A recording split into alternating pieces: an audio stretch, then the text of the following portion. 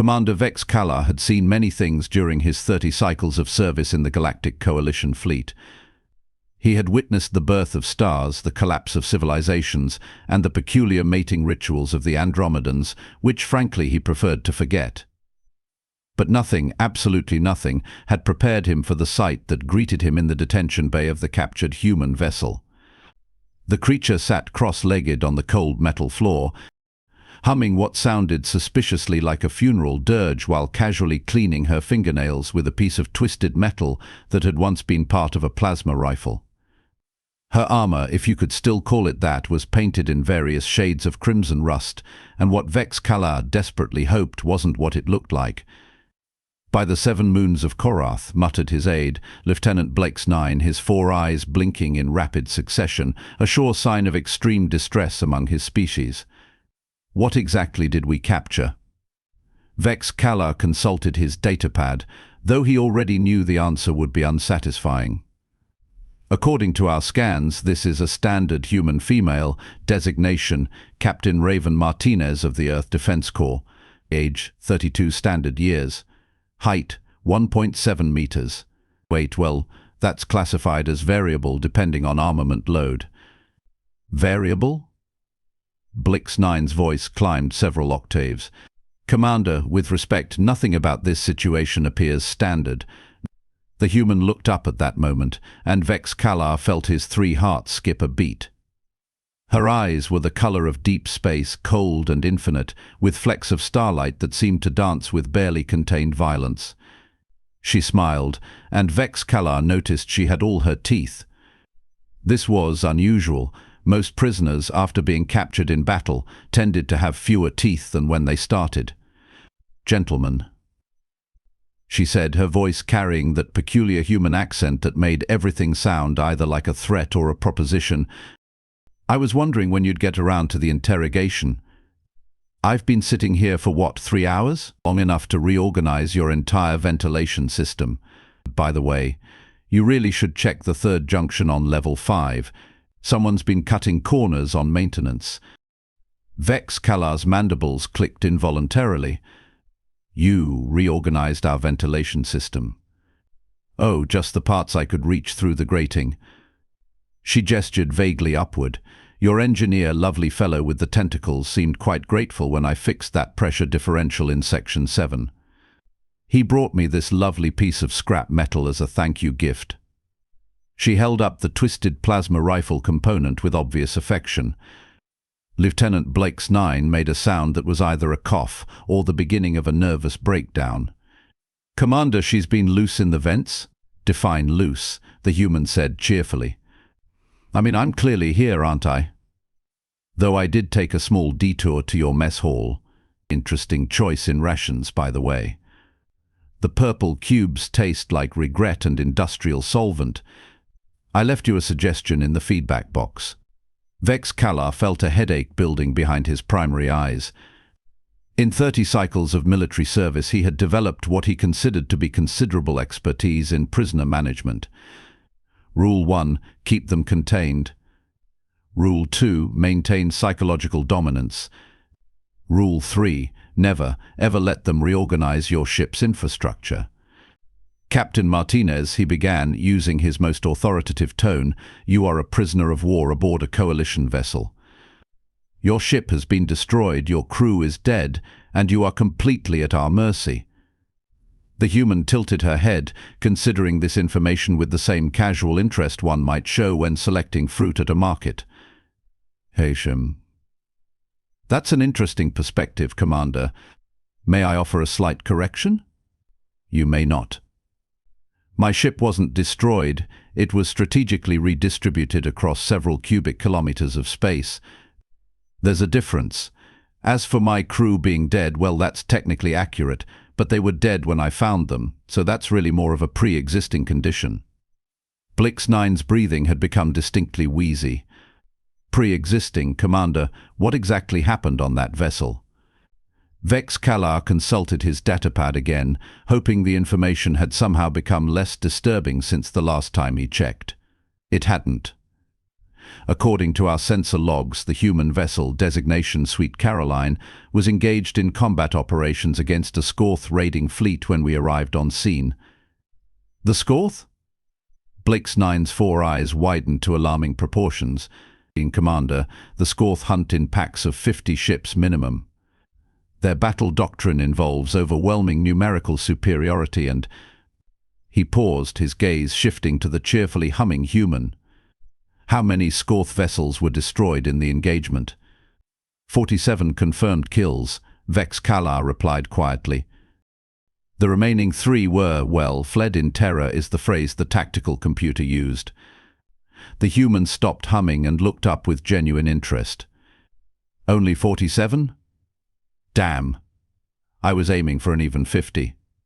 Must have miscounted somewhere. You miscounted. Vex-Kalar's voice had risen to a pitch that would have embarrassed his ancestors. You were engaged in single combat against 50 Scorth raiders and you're concerned about your arithmetic. Well, when you put it like that, it sounds almost impressive. She resumed, cleaning her fingernails with methodical precision. But really, the Scorth aren't that challenging once you figure out their attack patterns. Very predictable species, all aggression, no creativity. They kept using the same flanking maneuver over and over again. After the 15th ship, I was actually starting to feel bad for them. Feel bad for them, Vex-9 repeated faintly. Oh yes, there's nothing sadder than watching a proud warrior species stuck in tactical stagnation. I tried to give them some pointers during the battle, through the comm channels. Suggested a few alternative approaches, maybe some basic evasive maneuvers. But they seemed more interested in screaming about honor and vengeance than constructive feedback. Vex-Kalar found himself leaning against the bulkhead for support. In his military academy training, they had covered human psychology in exactly one lecture. The instructor, a grizzled veteran named Professor Thykes Prime, had simply written one phrase on the board: avoid if possible. At the time, Vex-Kalar had assumed this was hyperbole. He was beginning to suspect Professor Thykes Prime had been an optimist. Captain Martinez, he said carefully, our scans indicated that your vessel took catastrophic damage during the engagement. Life support was failing, hull integrity was compromised, and your reactor was operating at critical levels. How exactly did you survive? The human's smile widened, and Vex-Kalar noticed she had a small scar running along her left cheek that seemed to pulse with its own malevolent energy. Oh, that's simple. I turned off life support about halfway through the battle. It was just wasting power, and I needed every joule for the weapons systems. You turned off life support. Well, I didn't need it. I was wearing my armor. She tapped the blood-stained chest plate with obvious pride. This beauty is rated for 6 hours of hard vacuum. Though I'll admit, toward the end there, things got a bit chilly. Lieutenant Vex-9 made a sound that might have been laughter if laughter could convey existential horror. Commander, she fought a 6-hour space battle without life support. In hard vacuum, the human added helpfully. Don't forget that part. The hull breach happened around hour 2, but by then I was really getting into the rhythm of things. There's something zen about combat in absolute silence. Very peaceful once you get used to the whole imminent death aspect. Vex-Kalar's headache had evolved into something approaching a religious experience. Captain, when our boarding party found you, you were sitting in the command chair of a ship that was, according to our engineers, structurally impossible. The hull had been breached in 17 locations, the reactor had been running beyond critical parameters for hours, and the artificial gravity was operating in what our physicist described as a way that makes him question his fundamental understanding of reality.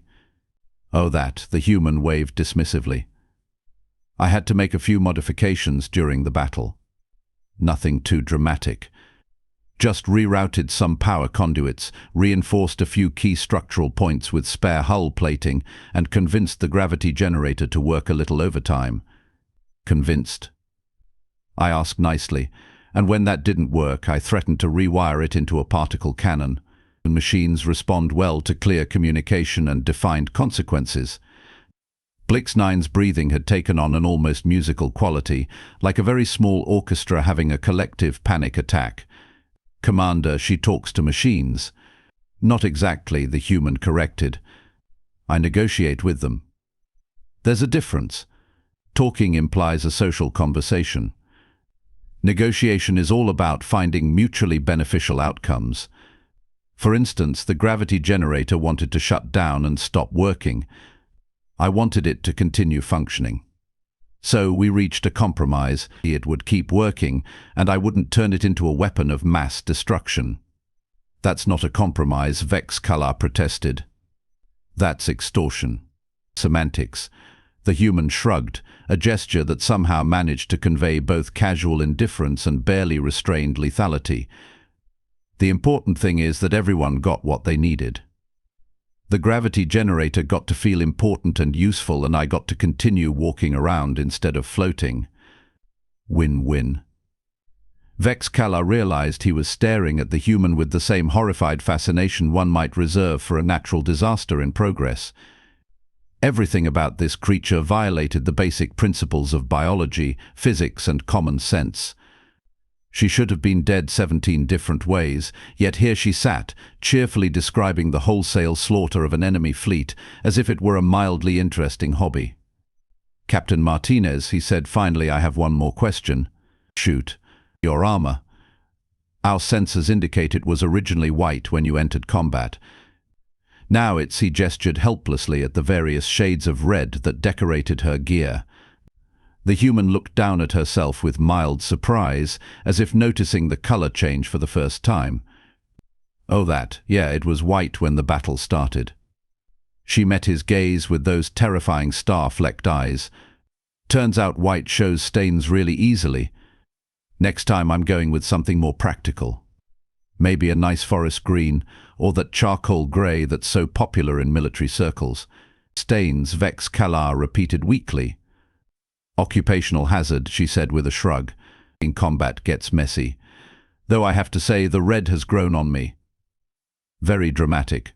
Very, what's the word you coalition types like?" "Intimidating." "Yes, that's it. Very intimidating."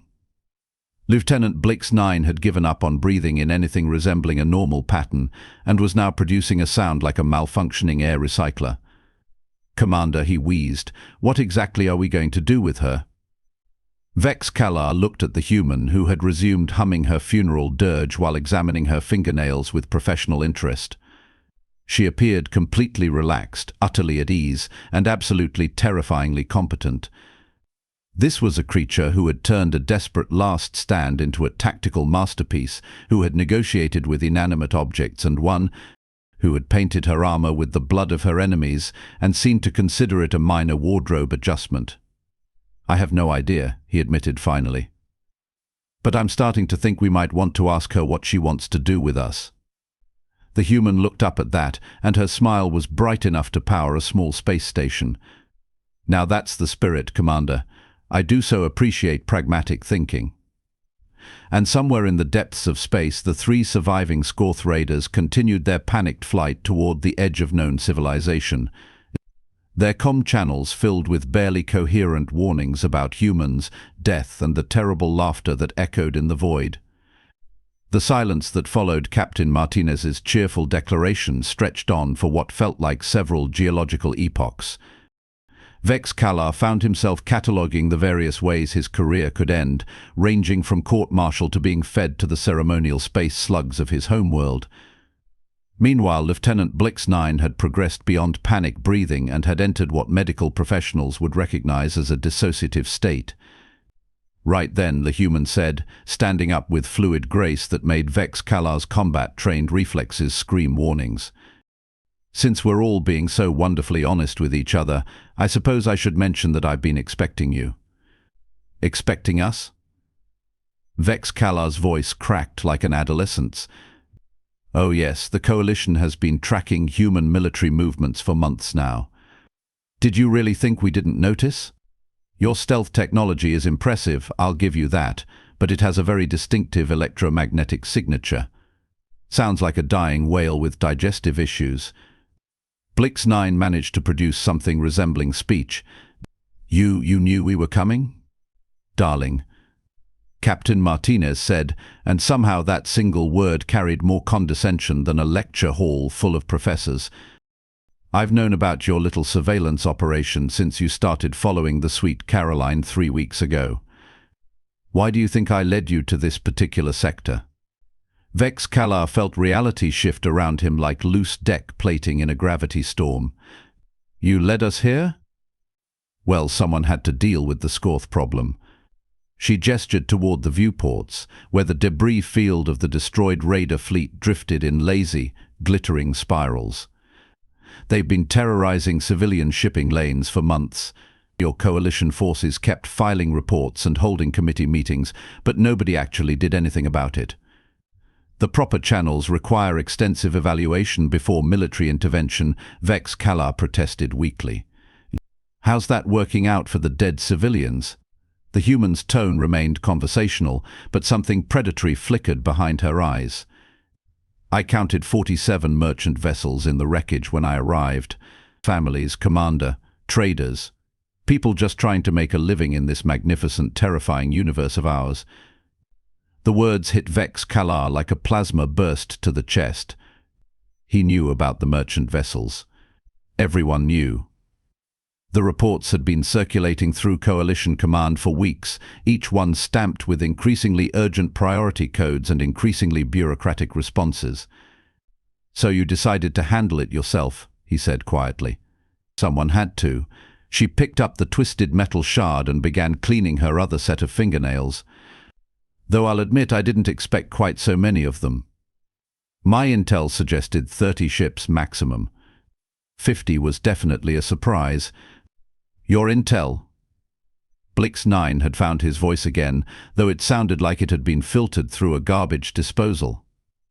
Captain, exactly what kind of operation are you running? Captain Martinez paused in her grooming routine and fixed him with a look that probably violated several interstellar treaties regarding weapons of mass destruction. The kind that gets results, Lieutenant. While your people debate the finer points of jurisdiction and diplomatic protocols, actual human beings are dying out there. But the regulations clearly state that bureaucracy is more important than lives. The human's voice dropped to a whisper that somehow carried more menace than a battle cry. That proper procedure matters more than preventing genocide. That filing the correct paperwork is worth more than 47 families who will never go home. Vex-Kalar realized he was witnessing something remarkable, a human displaying genuine emotion. Not the calculated violence he had observed earlier, not the casual competence that had terrified him so thoroughly, but real, honest anger. It was simultaneously beautiful and absolutely terrifying. Captain, he said carefully, what exactly are you proposing? She smiled again, and this time it was different. Less predatory, more collaborative, which, given what he had learned about humans in the past hour, was somehow even more frightening. I'm proposing a partnership, Commander. Your coalition has resources, intelligence networks, and legal authority. I have what your military analysts would politely call unconventional problem-solving capabilities. Together we could actually accomplish something useful. You want us to work with you? I want you to stop pretending that following protocol is more important than saving lives. She stood up and walked to the viewport, her crimson armor catching the light from the nearby star. Look out there, Commander. Really look. Vex-Kalar joined her at the window, though he maintained what he hoped was a safe distance. The debris field stretched across several thousand kilometers, twisted metal and shattered dreams spinning slowly in the cold vacuum. Every piece of wreckage out there represents someone's failure, the human continued. The Scorth failed to show mercy. The merchants failed to avoid dangerous space. And your coalition failed to protect innocent lives when it actually mattered. We followed proper procedure. You followed proper procedure while people died. Her reflection in the viewport looked like something out of an ancient human mythology, all sharp edges and divine wrath. How many committee meetings did it take to decide that 47 dead merchant crews weren't worth the paperwork? The question hung in the recycled air like an accusation. Vex-Kalar found himself thinking about the reports he had filed, the meetings he had attended, the careful diplomatic language that had somehow transformed mass murder into an ongoing situation requiring further evaluation. "What would you have us do?" he asked finally. "I would have you remember why you joined the military in the first place," she said softly. "Was it to shuffle papers and attend briefings? Or was it to protect people who couldn't protect themselves?" Lieutenant Blix-9 made a sound that might have been agreement or might have been a small cardiac event. "Commander, she has a point." "She has several points," Vex-Kalar admitted, along with an alarming tendency toward unilateral military action and what appears to be a complete disregard for the concept of due process. "Due process," Captain Martinez repeated thoughtfully. "That's what you call it when you let murderers operate freely while you debate the legality of stopping them. That's what we call civilization." She turned away from the viewport and faced him directly. Up close, her eyes were even more unsettling, holding depths of experience that made him feel like a cadet fresh out of academy training. "Commander, let me tell you what I call civilization." Her voice was steady, almost gentle, but it carried undertones that made Vex-Kalar's survival instinct start composing farewell letters. Civilization is when the strong protect the weak, when justice isn't delayed by bureaucracy, when doing the right thing matters more than doing the politically convenient thing. "And who decides what's right?" he challenged. "You." "In this case, yes," she smiled, and there was something almost sad about it. "Because I was the only one here, the only one willing to act. The only one who cared more about saving lives than following regulations." The truth of it hit him like a meteor strike. She was right, of course, completely, terrifyingly, undeniably right. While the coalition had debated and deliberated and formed subcommittees, this single human had taken action. A brutal, effective, decisive action that had ended a threat his entire military organization had been too cautious to address. "Captain Martinez," he said slowly, "if we were to consider some form of unofficial cooperation, what would that look like?" Her smile brightened considerably, and Vex-Kalar found himself wondering if he had just made the best decision of his career or the last decision of his life. "Oh, Commander," she said cheerfully, "I'm so glad you asked. I have some absolutely wonderful ideas about improving coalition operational efficiency." Blix-9 whimpered. "Now," she continued, settling back down on the floor and resuming her casual posture, "I've been monitoring your communication channels, and I couldn't help but notice that you have 3 separate pirate fleets operating in sectors 7 through 12. A slave trading operation running supplies through the Kepler Junction, and what appears to be an entire planet being held hostage by a rogue AI that your diplomatic corps has been negotiating with for the past 6 months. You've been monitoring our secure channels." Vex-Kalar's voice climbed several octaves. "Oh, your encryption is adorable, very thorough, very professional, completely useless against anyone with a basic understanding of quantum mathematics and too much time on their hands." She waved the twisted metal shard dismissively. "But don't worry, I'm not interested in your military secrets. I'm interested in the problems you're not solving. Such as the fact that while you've been having committee meetings about the Kepler Junction situation, approximately 2,000 people have been sold into slavery. While you've been filing reports about the rogue AI, an entire planetary population has been living under martial law. While you've been following proper channels, actual atrocities have been happening." The accusations struck home with the accuracy of guided missiles. Vex-Kalar knew about every situation she had mentioned. They all did. The reports crossed his desk weekly, each one marked with increasing urgency and decreasing hope. "And you think you can solve these problems single-handedly?" "I think I can solve them a lot faster than your current approach." She stood up again, and this time her movement carried an unmistakable sense of purpose. "The question is whether you want to help me do it the easy way, or if you'd prefer to keep following proper procedure while people suffer." "The easy way?" Vex-Kalar asked weakly. Oh yes, much easier than what I had to do here. She gestured toward the debris field with obvious satisfaction. When you have official coalition backing, you can actually use threats and negotiations before resorting to creative violence. Much more efficient. Vex-Kalar found himself caught between fascination and horror. And if we refuse? Captain Martinez shrugged, a gesture that somehow managed to convey infinite patience and absolute inevitability.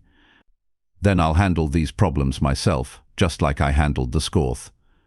It'll be messier, there'll be more collateral damage, and your superiors will spend the next decade trying to explain to their constituents why the coalition was less effective than one human with anger management issues. The silence that followed this declaration was pregnant with possibilities, most of them involving career termination and ritual disembowelment. You're offering us a choice between cooperation and irrelevance, Vex-Kalar said finally. I'm offering you a chance to remember what you're supposed to be fighting for, she corrected gently. The rest is just details. He looked out at the debris field again, thinking about the reports on his desk, the meetings in his schedule, the careful diplomatic language that somehow always managed to avoid actually helping anyone. Then he looked at this impossible human who had turned a suicide mission into a tactical victory and seemed genuinely confused by the concept of acceptable losses.